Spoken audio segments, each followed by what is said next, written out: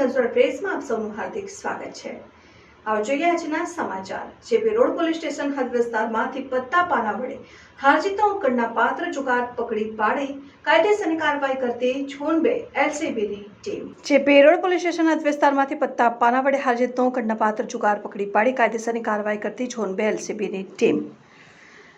LCB zone 2 વિસ્તારમાંથી પેટ્રોલિંગમાં હતા તે દરમિયાન પોલીસ કોન્સ્ટેબલ રાજદીપસિંહ કમલેશભાઈ નાવે પોતાના અંગત બાતમીદાર મારફતે બાતમી હકીકત મળેલ કે સહકારનગર ખુલ્લા મેદાનમાં કેટલાક કિસ્સાઓ મોબાઈલ લાઇટના અજવાળે ગોળકુંડાળું વળી બેસી પત્તા પાના પૈસા વડે હારજીતનો જુગાર રમે છે। જેવી બાતમી મળતા બાતમીવાળી જગ્યાએ જઈ રેડ કરતા પત્તા પાના વડે હારજીતનો જુગાર રમતા 4 ઇસમો મળી આવેલ તથા એક ઇસમ જે નાળ ઉઘરાવનાર નથી પકડાયેલ તેઓની વિરુદ્ધમાં કાયદેસરની કાર્યવાહી કરવામાં આવેલ।